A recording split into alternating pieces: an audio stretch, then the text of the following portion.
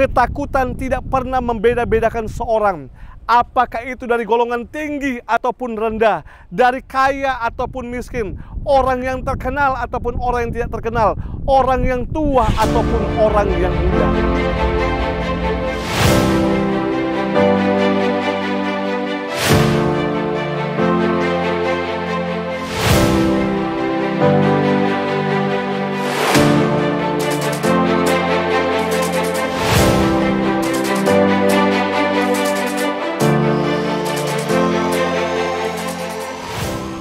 Rasa takut. Tahukah Anda bahwa kita ini dipengaruhi dengan rasa takut yang ada dalam kehidupan kita? Rasa takut ini begitu berperan besar di dalam perjalanan kehidupan, sehingga ada orang dengan rasa takutnya ia berpindah-pindah dari tempat pekerjaan yang satu ke tempat pekerjaan yang lain. Ada yang karena rasa takutnya hanya mengurung diri di dalam kamar atau di dalam rumahnya. Dan ada orang yang karena rasa takutnya sampai ia perlu pergi ke dokter kejiwaan, bahkan sampai dirawat di rumah sakit jiwa. Saudaraku yang kekasih, rasa takut, ketakutan tidak pernah membeda-bedakan seorang, apakah itu dari golongan tinggi ataupun rendah, dari kaya ataupun miskin, orang yang terkenal ataupun orang yang tidak terkenal, orang yang tua ataupun orang yang muda. Apakah rasa takut yang Anda miliki? Saya mempunyai seorang sahabat yang begitu takut dengan kegelapan. Ketika lampu dalam rumah mati, ia berteriak karena ia takut dengan kegelapan. Tahukah Anda hal yang sama terjadi dengan Kaisar Agustinus? Kaisar Agustinus ketakutannya adalah takut dengan kegelapan. Seorang yang begitu terkenal, yaitu Napoleon Bonaparte. Anda tahu apa yang menjadi ketakutannya? Ia takut dengan seekor kucing. Saat ini, seorang yang sangat terkenal, seorang aktris, Johnny Depp. Anda tahu dia takut dengan apa? Ia takut ketika melihat badut. Ia takut dengan badut. Dan seorang olahragawan yang terkenal, Michael Jordan, ia takut ketika ia membenamkan dirinya ke dalam air. Dan banyak orang yang dipenuhi dengan rasa takut. Takut dengan keadaan. Tahukah Anda, di dalam Alkitab, di dalam firman Tuhan, di dalam buku ini berisi tentang ada 365 kata yang menyebutkan tentang rasa takut. Jangan takut. Dalam kitab ini berisi janji bahwa Tuhan akan memberikan pertolongan kepada mereka yang khawatir dan takut. Mungkin kita juga berpikir ketika melihat tokoh-tokoh dalam Alkitab, mereka adalah orang-orang yang hebat, pahlawan-pahlawan yang luar biasa. Mereka adalah orang-orang yang gagah berani, tidak pernah dipenuhi dengan rasa takut. Saudaraku yang kekasih, Yosua, seorang pemimpin, dia adalah seorang yang cekatan, orang yang takut akan Tuhan, orang yang setia, orang yang loyal dalam kepemimpinan, dalam pelayanan. Kepada Yosua, ia juga dipenuhi dengan kekhawatiran dan rasa takut. Anda tahu ada 3 hal yang ada pada Yosua dengan rasa takutnya. Yang pertama, ketika ia menggantikan tempatnya Musa sebagai seorang pemimpin yang besar, ia dipenuhi dengan rasa takut dan khawatir. Apakah ia akan sanggup menggantikan Musa sebagai pemimpin yang besar?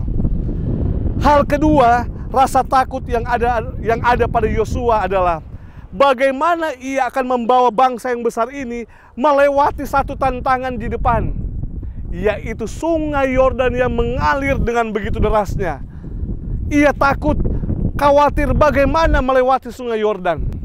Dan yang ketiga, rasa takut yang ada pada Yosua adalah bagaimana ia membawa bangsa Israel memasuki tanah Kanaan dan menghadapi orang-orang yang tinggal di negeri Kanaan. Di dalam rasa takutnya yang besar ini, kekhawatiran yang ada pada Yosua, Tuhan datang kepadanya.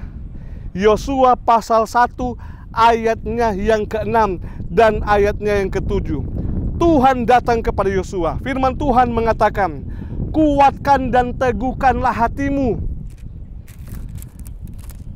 Sebab engkaulah yang akan memimpin bangsa ini, memiliki negeri yang kujanjikan dengan bersumpah kepada nenek moyang mereka untuk diberikan kepada mereka.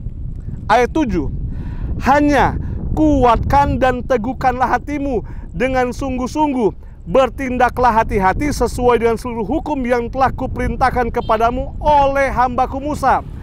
Janganlah menyimpang ke kanan atau ke kiri, supaya engkau beruntung kemanapun engkau pergi. Di tengah-tengah rasa takut dan khawatirnya, Tuhan datang menguatkan Yosua. Ada 3 hal yang Tuhan sampaikan dan pesankan kepada Yosua. Yang pertama, Tuhan katakan, kuatkan dan teguhkan hatimu. Jangan takut, percayalah kepada Tuhan, karena yang memimpin engkau adalah Tuhan, adalah Allah yang Maha Kuasa. Kalau kita lihat dalam ayat 6 dan 7 tadi, ada 2 kali perkataan Tuhan, kuatkan dan teguhkan hatimu. Artinya dengan tegas Tuhan mengatakan jangan takut, percaya kepada Tuhan. Yang kedua, kekuatan Tuhan kepada Yosua. Tuhan mengatakan lakukanlah seperti apa yang diperintahkan dan difirmankan Tuhan. Tuhan mengingatkan kepada Yosua untuk melakukan perintah-perintah Tuhan.